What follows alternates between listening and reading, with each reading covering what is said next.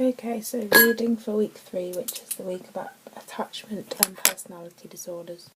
So first of all, Tom asked for definitions of the first three stages of attachment development, and he said that Wikipedia should be fine for this.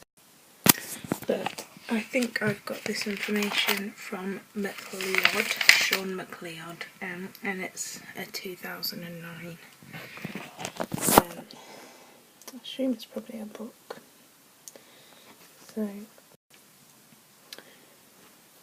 So it talks about Schaefer and Ellison, 1964, who studied 60 babies at monthly intervals of the first 18 months of their lives. They discovered that attachment develops in the following sequence. So up to 3 months of age, there's kind of an indiscriminate attachment, and the newborn's predisposed to attach to any human. So most babies respond equally to any caregiver at that point. After 4 months, the baby starts to show preference for certain people. So they learn to distinguish primary and secondary caregivers, but they'll still accept care from anybody. After 7 months, they have a special preference for one single attachment figure.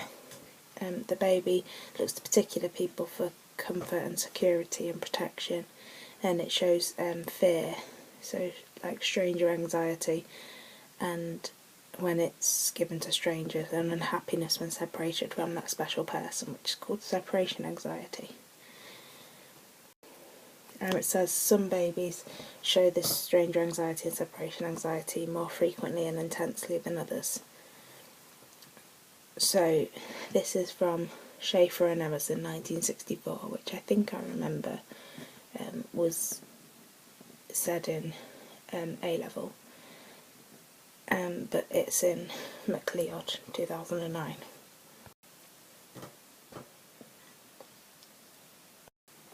So Schaefer and Emerson talk about after 7 months, what we've just said, and that's usually developed by 1 year of age, the attachment.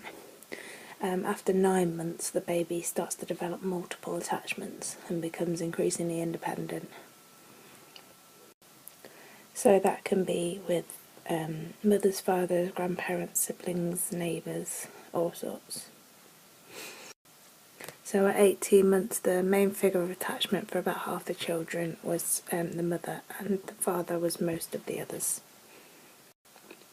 And they found that the most important factor in forming attachment isn't who feeds and changes the baby, but it's actually who plays and communicates with him or her. So the next bit of reading, which is additional reading, is this 2008 chapter by Berlin et al. I'm going to skip to the summary because it's very, very long. So the chapter is given 4 examples of prevention and intervention programs for supporting early attachment security, because it talks about how a lot of early Head Start programs aren't explicitly theory-based or research-based. It talks about the massive advances that prevention and intervention programs for supporting early attachment security have made in the last 20 years. And talks about a piece of legislation in the US that recognises the urgent mental health needs that child maltreatment and exposure to family violence triggers. And basically said that children under 5 who've had this trauma should be referred to early intervention services. It talks about defining programme successes and including criteria such as preventing or changing the development of insecure attachments, altering parents' internal working models, altering parents' behaviours, altering important childhood outcomes that have been shown to forecast or shown to be forecast by attachment securities like social skills and behaviour problems, and some combination of all of these. So that's the Berlin et al. Chapter from 2008. So a quick note about Harlow's monkeys, which is a 1958 study by Harlow and Zimmerman, which I did learn about in A-level. It basically talks about how originally there was a behaviourist framework, and that suggested that an infant would form an attachment with a carer that provides food. That talks about the food being the primary reinforcer and the provider of the food being the secondary reinforcer, etc. So they found evidence against this, and they used rhesus monkeys, and basically they reared some of them in isolation, and that some of those died and some behaved in an abnormal manner. And then there were some reared with these surrogate mothers, which were kind of wire, cloth, terry towel things, and attached to a feeding bottle. And the bare wire ones that didn't have the terry towel had a feeding bottle, but the ones with the terry towel didn't have a feeding bottle, and they actually spent more time with the cloth mother, and they would only go to the wire one when they were hungry. So they seem to have formed a secure attachment with this terry towel monkey. And of course people have criticised it in terms of ethics, but Harlow concluded that for a monkey to develop normally, he must have some interaction with an object that they can cling to for the first few months of life, which could be a critical period. And Harlow thought that it was social deprivation rather than maternal deprivation that the monkeys are suffering from, because after that he brought in some other infant monkeys and brought them up on their own, but then 20 minutes a day he allowed them to play with other monkeys, and they grew up to be quite emotionally and socially normal. And Bowlby is thought to be really strongly influenced by Harlow's research. So Tom's asked us to also look up an emerging service for people with personality disorder within the NHS. I really couldn't find much about this at all. There was some stuff about group therapies. But the Mind website says that since 2003 the government's put stuff in place, kind of programmes in place, to improve services for people with personality disorder. So there's now a new training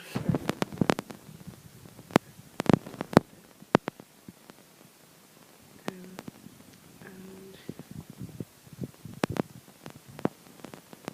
the National Institute for basically NICE has produced guidelines for the treatment of borderline personality disorder and antisocial personality disorder. So this is the part of the website just here, and if you've got other conditions as well as personality disorder, you should be offered treatment for them. But that's kind of pathetic, isn't it?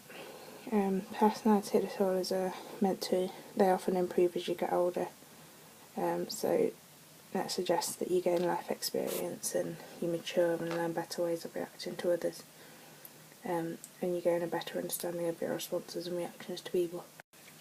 And treatments aim to help you make this happen by focusing on the way you think and the way you behave and how to control emotions, developing successful relationships and getting more out of life. They tend to include group therapies and individual therapies. There's therapeutic communities that are suggested on the Mind website, like art therapies and talking treatments, CBT, things like that. But that's especially helpful for people with dependent and avoidant personality disorders. Borderline personality disorder, it suggests this thing called dialectical behaviour therapy, which teaches you skills to help manage emotions and distress and things like that. And then there's psychodynamic therapy as well that talks about. Right, so the last thing Tom's asked for is about CU traits, so callous and unemotional traits, and how it interfaces with ASPD.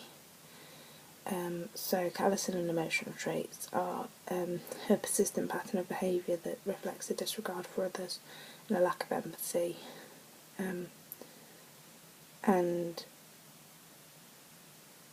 there's this study by Sheepers, Butler and Matthews 2010, which says, it's a report I think, it's the one that me and Claire were looking at, and it says that there's substantial literature supporting the evidence of CU traits in identifying an important subgroup of antisocial youth, and it recommends the inclusion as a subset of conduct disorder in DSM-5 to specify diagnosis and further investigate cause and treatments and possibilities of conduct disorder.